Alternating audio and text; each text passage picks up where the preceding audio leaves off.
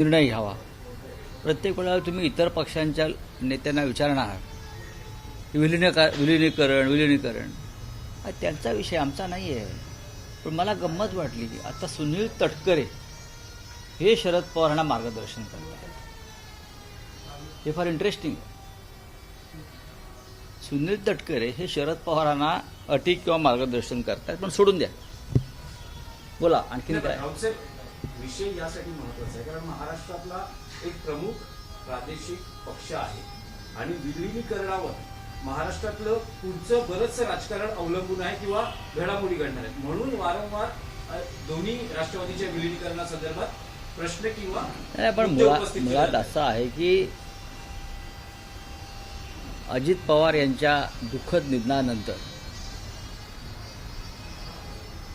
या विलिनीकरणाच्या प्रक्रियेचं राजकारण जास्त जोरात सुरू झालं, विशेषतः अजित पवार गटाकडून, ज्यांना शरद पवारांनी राजकारणात आणलं, पद आणि प्रतिष्ठा दिली, ताकद दिली, ते आता शरद पवार यांनी काय करावं आणि काय करू नये असे सल्ले देत आहेत। पण हा त्यांचा सर्वस्वी प्रश्न आहेच। आता शरद पवार साहेब आणि अजित पवार गटाच्या नवीन नेत्यांमध्ये काय चर्चा होणार किंवा झाली याच्याविषयी आम्हाला काही घेणं देणं नाही आहे। आमचा विषय इंडिया ब्लॉकशी आणि महाविकास आघाडीशी आहे। या क्षणापर्यंत माननीय शरद पवार आणि त्यांचा पक्ष राष्ट्रवादी काँग्रेस हा इंडिया ब्लॉक आणि महाविकास आघाडीचा सदस्य आहे। आमचा संबंध या विषयापुरताच आहे। आता ते जे काय पतंग उडवले जात आहेत विलिनीकरणाचे, एक गट म्हणतो चर्चा झाली, एक गट म्हणतो चर्चा झाली नाही, विश्वास कोणावर ठेवायचा? काल शरद पवार आणि सुमित्रा पवार यांची पाऊण तास चर्चा झाली। मग काय त्यांच्या सुनबाई आहेत त्या? असं आहे ना की सुनित्रा ताईंनी पती गमावलेला आहे, शरद पवारांनी फक्त पुतण्या नाही तर त्यांचा मुलासारखे असलेले अजित पवारांना गमावलेला आहे। मी पुतण्या असलं तरी त्याच्यामुळे शरद पवार जर त्यांच्या सुनबाईंच्या घरात म्हणजे अजित पवारांच्या घरी गेले असतील तर त्यात पत्रकारांनी प्रश्न विचारावेत असं काही नाही ना। पण राऊतसाहेब, शरद पवार प्रसार माध्यमांशी संवाद साधताना एक मुद्दा अधोरेखित करत आहे की विलिनीकरणाची चर्चा अजित पवारांशी आमच्याबरोबर होत होती, मुख्यमंत्री या चर्चेत नव्हते, त्यांना अधिकार नाही। हे मीही सांगितलेलं आहे की फडणवीसांवरती विश्वास नसेल अजित पवारांचा आणि विलिनीकरणाबाबत काही चर्चा नक्कीच सुरू होती याची आम्हालाही माहिती होती आमच्याकडे। पण त्या चर्चेला त्यांच्या खीळ बसली, त्यांचं राजकारण होतं, त्याच्याशी शिवसेना काँग्रेस पक्षाचा काही संबंध येईल असं मला वाटत नाही। जेव्हा ते निर्णय घेतील दोन पक्ष, तेव्हा महाराष्ट्राच्या राजकारणामध्ये काय बदल होतील तेव्हा तो प्रश्न आम्हाला विचार, पण त्याला अजून वेळ आहे। आणि आता अजित पवार गटाचे लोक ज्या पद्धतीनं आपल्या भूमिका मांडतायत तेव्हा मला असं दिसतंय की प्रफुल्ल पटेल असतील, सुनील तटकरे, हसन मुश्रीफ हे एकेकाळचे शरद पवारांचे चेले शरद पवार साहेबांना आणि त्यांच्या पक्षाला त्यांच्याबरोबर घ्यायला इच्छुक दिसत नाहीत, कारण अमित शहा आणि मोदींची इच्छा नसावी। पवारांना क्लीन चिट दिल्याचं मुंडा प्रकरणात समोर येत आहे।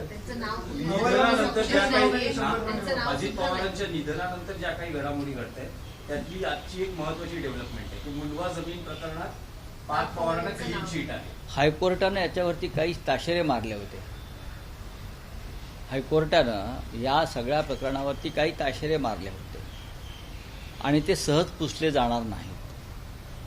देवेंद्र फडणवीस हे कायद्याचे रक्षक नाहीत किंवा या महाराष्ट्रात कायदा सगळ्यांसाठी समान नाही, हे साधारण अशा अनेक प्रकरणावरून मला दिसतंय।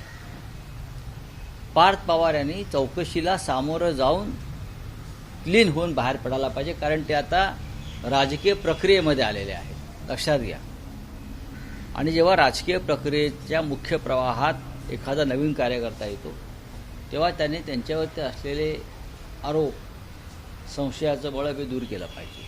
नाही, पण या अहवालात असं म्हटलेलं आहे की पार्थ पवार यांचा या व्यवहाराशी काही संबंध दिसत नाही, कारण कुठल्याच कागदपत्रांवर त्यांच्या सह्या नाही किंवा त्यांची संमती नाही. याला बेनामी काम करणं म्हणतात. कायदेशीर भाषेमध्ये याला बेनामी व्यवहार म्हणतात, कायदेशीर भाषेमध्ये. पण अर्थात आता सरकार त्यांचं आहे, मुख्यमंत्री त्यांचे आहेत, त्यांचा पक्ष स्वतः देवेंद्र फडणवीस चालवत आहेत. अशा वेळेला महाराष्ट्राची जनता काय करू शकते? काही नाही करू शकते. चला. रावसाहेब, भाजपने रांजणगावमध्ये 18 कोटी जमीन घोटाळा असलेल्या तत्कालीन महिला सरपंच आणि झेडपी सदस्य तिकडल्या लोकांना विचारा. त्यांनी चालू केलेला मुंबई महापालिकेशी संबंधित विषय आहे की महापौर पदाची निवडणूक होते आहे.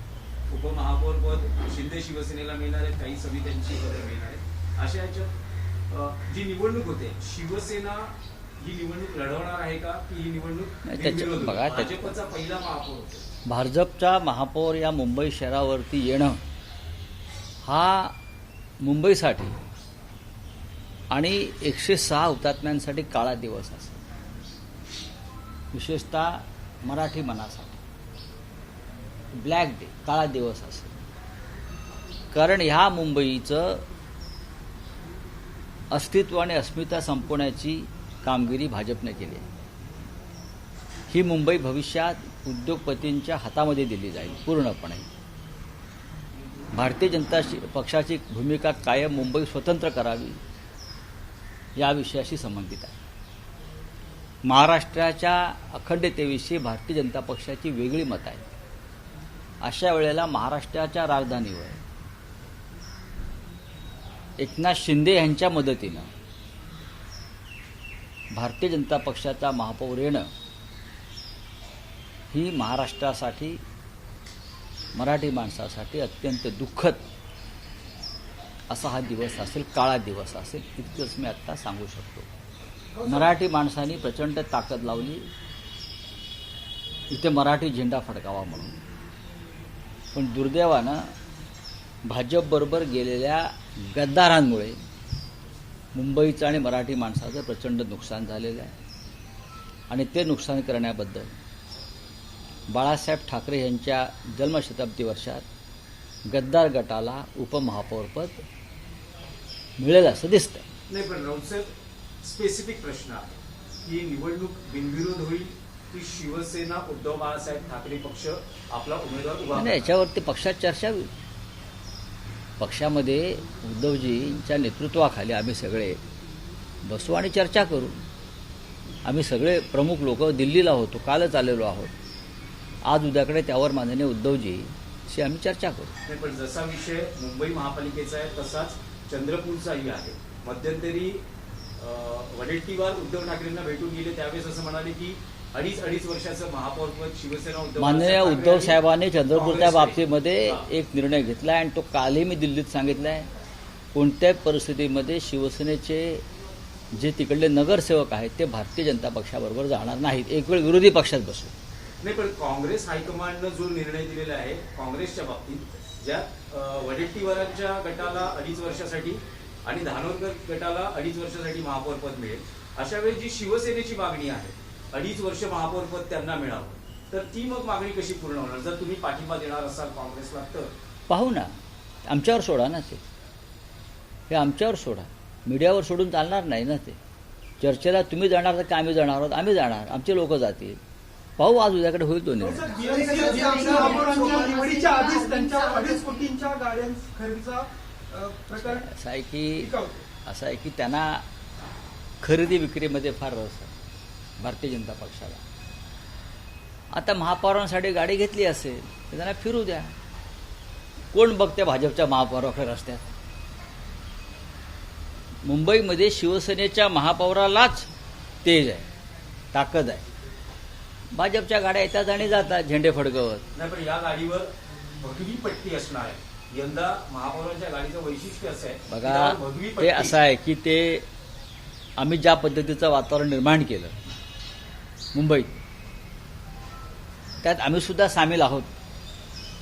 आम्ही गाडीला भगवी पट्टी लावून मुंबई अडाणीला विकू असं त्यांचं एक धोरण आहे. थँक्यू. राऊत साहेब, एक महत्वाचा विषय आहे. महापालिका निवडणुकीच्या अनुषंगानेच महत्वाचा विषय आहे. साधारण 2 दिवसापूर्वी मनसेची बैठक राज ठाकरेंच्या उपस्थितीत पार पडली, ज्यात पराभूत उमेदवार, विजयी उमेदवार, मुंबईतल्या पदाधिकाऱ्यांना बोलवण्यात आलं होतं. मनसेच्या बहुतांश उमेदवारांची तक्रार आहे की उद्धव बाळासाहेब ठाकरे पक्षाच्या कार्यकर्त्यांनी, स्थानिक कार्यकर्त्यांनी मनसेला निवडणुकीत सहकार्य केलं नाही, बघा, अशी त्यांची तक्रार आहे. राज बघा. ठाकरेंचं यावर मत होतं की आपली तयारी कितपत होती निवडणूक लढवण्यासाठी. एक लक्षात घ्या, हा त्यांच्या पक्षाच्या अंतर्गत बैठकीतली बातमी त्यांच्या प्रवक्त्याने दिली का बाहेर? नाही ना. मग तुम्ही कसं का हा प्रश्न विचारता? आमच्या पक्षामध्ये अशी अशी बैठक झाली आणि नगरसेवकाने असं सांगितलं, उमेदवार हे बोलले, राजसाहेब हे बोलले, असं बाहेरून कोणी मीडियासमोर सांगितलेलं नाही आहे. हा तुमचा अंदाज आहे, बरोबर आहे. आता ह्या विषयावर जर तुम्ही मला विचाराल तर दोन्ही पक्षांनी महानगरपालिकेमध्ये एकमेकांचं काम मनापासून केलं. आम्हाला वाईट वाटतंय की दुर्दैव आहे की महाराष्ट्र नवनिर्माण सेनेला अपेक्षित यश मिळू शकलं नाही.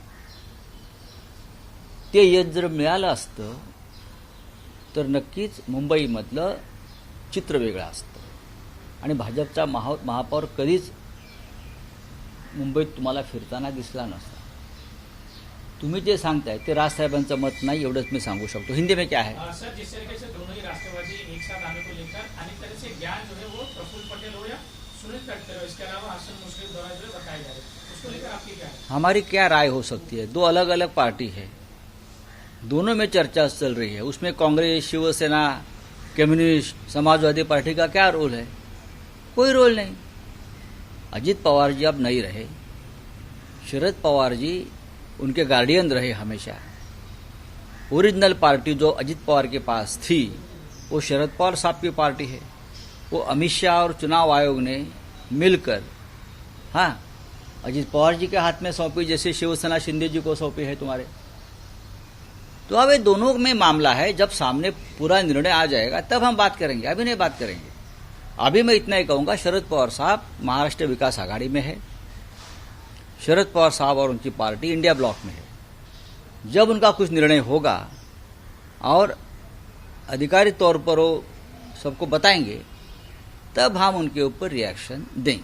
पार्थ पवार को जिस तरीके से क्लीन चिट दी गई है मुंगवा जमीन विवाद में, कैसे देखते हो? भैया, उनकी सरकार है, उनके मुख्यमंत्री है, देश के गृह मंत्री उनके हैं. उसका यही मतलब है कि कानून सबके लिए समान नहीं है. मेरी पार्थ पवार से कोई व्यक्तिगत दुश्मनी नहीं है, लेकिन अगर आपका नाम आया है तो ये आपकी जिम्मेदारी है. आप इन्वेस्टिगेशन को सामने जाकर अपने आप को क्लीन होकर आना चाहिए था.